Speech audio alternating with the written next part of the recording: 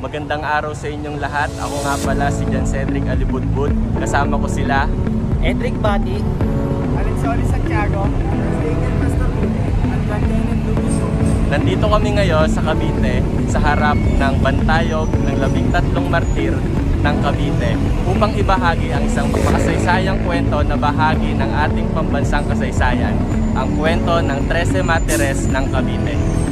Alam niyo ba na ang buwan ng September ay isang espesyal na buwan sa kasaysayan ng Pilipinas?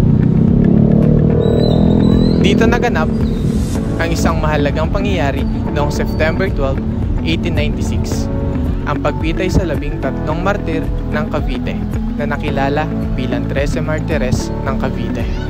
Ang kabayanihan ng 13 Martires ng Cavite ay isang inspirasyon at pagmamahal sa bayan at kalayaan. Ito ay maaaring makatulong sa marami nating kababayan, lalo na sa mga nasa pamahalaan, upang magising at magkaroon sila ng sense of history at sense of nationalism, dahil marami sa kanila ay maputla o anemic ang pagmamahal sa bayan. ang 13 martir ay sabay-sabay pinatay sa pamamagitan ng isang firing squad sa harap ng Fort San Felipe sa Cavite. Sila ay dinakip noong September 11, 1896 sa kadahilanan may nagsumbong na sila ay bumubuo ng isang himagsikan laban sa Kastila. Ang masakit pa ron, bago sila pitayin ay hindi man lang nila nakita ang kanilang mga mahal sa buhay bago sila patayin. 64 years old ang pinakamatanda sa 13 Martires ng Cavite at 31 years old naman ang pinakabata. Naging sanhi ang malagim na pagbitay sa 13 Pilipino ay ang dinala ng mga Espanyol na sila ay kalaban at traidor sa pamahalaan at mga pasimuno ng pag-aalsa na naganap sa lalawigan. Nagsimula ang paghihinalang ito nang mayroong isang babaeng mananahi na si Triona Sayat ang nagsiwalat na sila ay may balak maghimagsik laban sa mga dayuhang mananabo. Ang mga martir ay mula sa iba't ibang propesyon. May kontratista, doktor, guro, manggagawa at maging dating sundalo. Ilan sa kanila ay kasapi ng katipunan at mga mason. Sila ay nag-alay ng kanilang buhay para sa kalayaan ng bayan.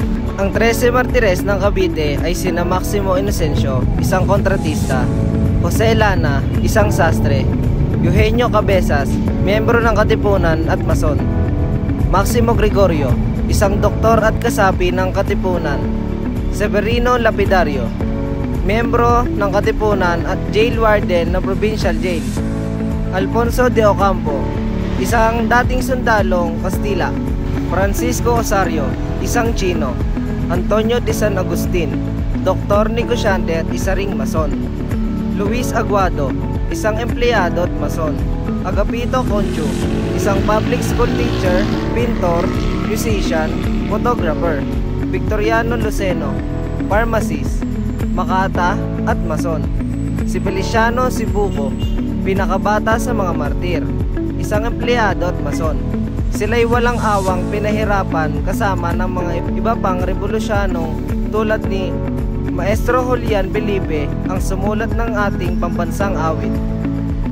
Matapos silang barilin, ang kanilang mga bangkay ay sinakay sa kariton na hila ng kalabaw at inilibing sa isang mass grave sa sementeryo ng Caridad, Cavite. Ang kanilang kabayanihan ay naging inspirasyon ng pagmamahal sa bayan at kalayaan.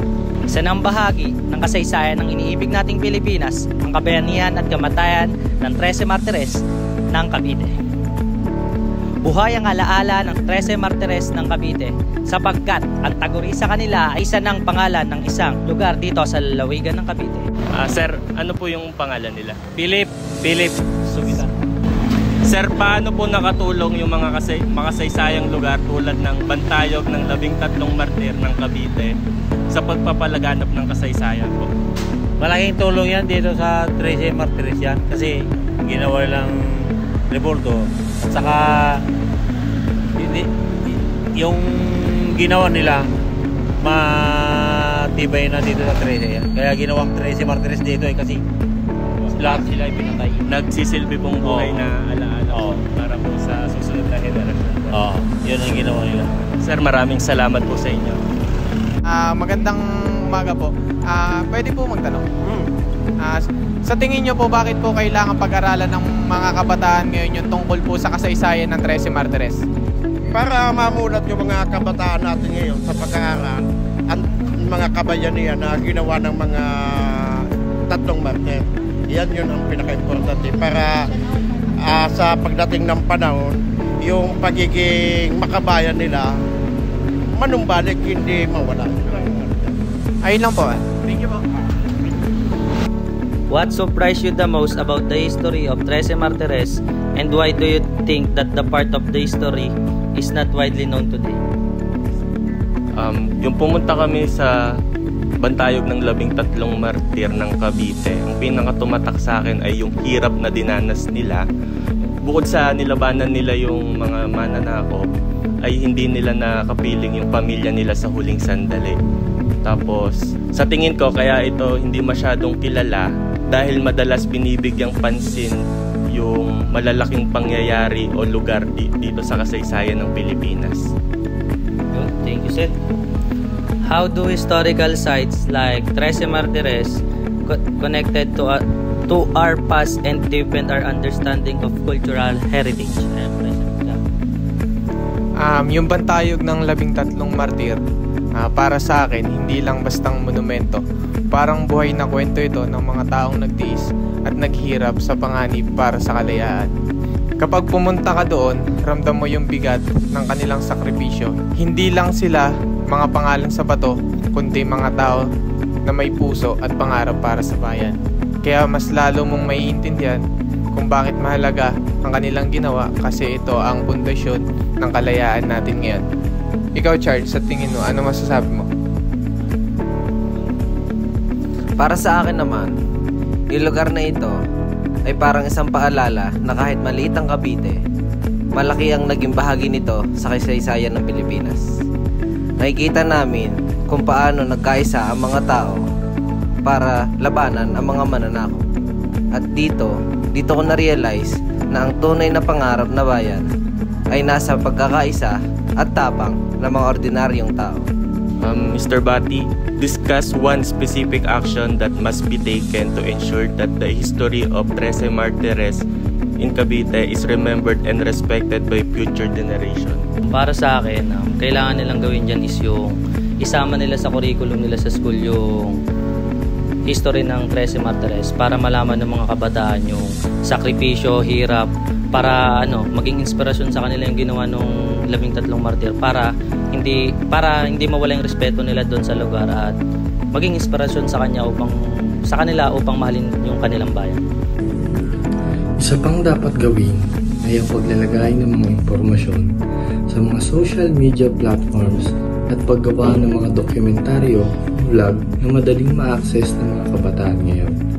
Sa ganitong paraan, mas maraming tao ang matututo tungkol sa kasaysayan ng lugar kahit hindi sila mismo makapunta sa bantayog. Kung nais nating kilalanin ang ating pagkatao bilang Pilipino, kailangan natin balikan ng kasaysayan.